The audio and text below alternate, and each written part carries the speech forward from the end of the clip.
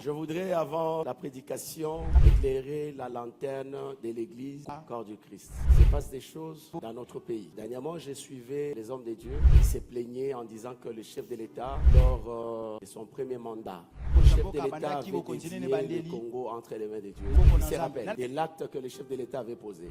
J'ai vu des hommes de Dieu monter au créneau pour fustiger l'attitude du chef de l'État en disant qu'il n'avait pas qualité. Ils ont fait référence à un roi qui voulait s'approcher de l'autel pour faire les sacrifices. Il l'avait frappé. C'est ce que les hommes de Dieu ont fait référence. Disant que lui n'est pas sacrificateur, il ne pouvait pas le faire. Alors la faute, je vais l'imputer aujourd'hui aux hommes de Dieu. Donc voilà, les hommes de Dieu qui ont fustigé, qui ont dénoncé, qui n'étaient pas du tout d'accord avec l'acte que les chefs de l'État avaient posé, ont tort. Parce qu'ils ont fait référence à ces rois. Et ce que vous devez savoir, il existe deux sacerdoces. Le premier sacerdoce, il est sacerdoce aronique. C'est-à-dire, pour être sacrificateur, il faut appartenir à la tribu de Lévi, de la lignée d'Aaron. Là, vous êtes habilité à faire le sacrifice. Raison pour laquelle Dieu avait frappé cet homme-là. Parce qu'il n'était pas Lévi et moi encore, il n'était pas de la famille d'Aaron. Et le deuxième sacerdoce, il est royal. Et sacerdoce royal, il est lié à un grand mystère. Le chef de l'État que vous voyez, il est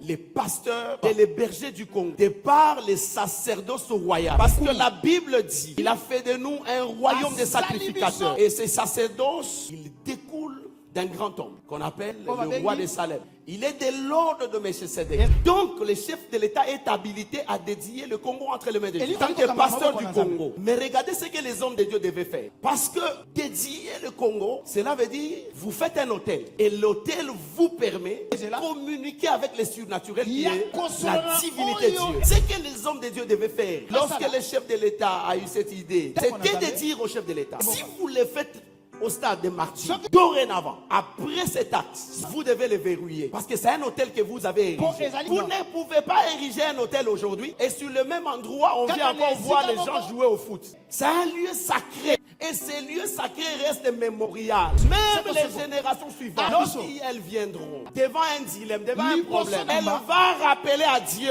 Souviens-toi, il y a autant de générations passées. Un pasteur de la maison du Congo avait dédié ce pays entre tes mains. C'est un hôtel. Ils vont rappeler à Dieu que voilà, nous sommes attaqués par les pays voisins. Conformément à ce que nos pères avaient fait, tu dois agir. C'est un lieu sacré. On ne peut pas toucher ces lieux sacrés. Trouver une concession. Nous allons ériger l'hôtel. Et cette concession sera bien sécurisée. Nous mettons l'hôtel, dédions, nous allons sécuriser la concession.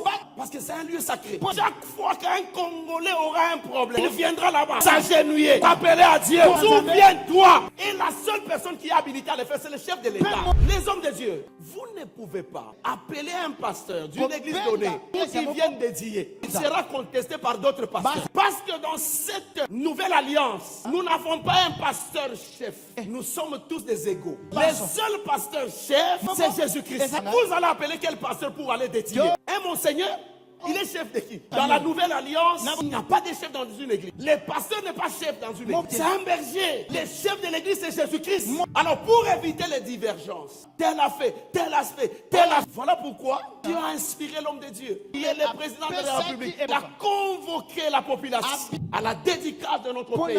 Et vous êtes sans oublier que notre pays, c'est un pays laïque. Les musulmans vont vous contester. Les kimbanguistes vont vous contester. Et quand vous allez ramener tous ces gens-là, vous allez implorer quel Dieu? Parce qu'à l'époque, on implorait les dieux d'Israël. Mais avec la nouvelle alliance, on n'implore pas les dieux d'Israël. On implore un Dieu qui a un nom. C'est Jésus. C'est Jésus. Et expliquez-moi un peu comment ça va se faire. Quand vous convoquez une grande réunion avec tous les hommes de Dieu, les occultistes et les musulmans ainsi de suite viennent pour invoquer un Dieu qui n'a pas de nom. Dieu n'aime pas les mélanges. Dieu n'aime pas les mélanges. Quelqu'un peut me dire Amen? Amen.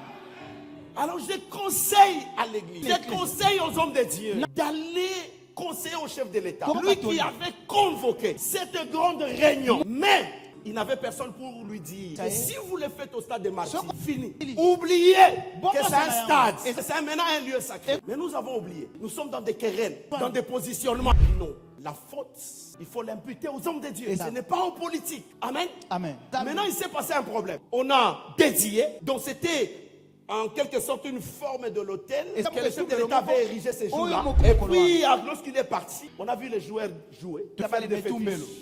Et puis on a vu des concerts, des musiciens mondains, des musiciens chrétiens, ainsi de suite. C'est de l'imbroglio, un dysfonctionnement dans l'église corps du Christ. Ce qu'il faut faire, conseiller les chefs de l'État, convoquer encore une autre réunion. Cette fois-ci, c'est maintenant une réunion de repentance. Où nous allons tous nous repentir et puis chercher maintenant une grande concession où nous allons ériger l'hôtel. Ça sera la fin. Il faut laisser vos querelles. Positionnement, tel a fait, tel a fait, tel a droit. Non, le chef de l'État n'a pas droit. Il est le pasteur du Congo. J'ai dit et je vous remercie. Qui peut me dire Amen? Amen. Qui peut me dire Amen?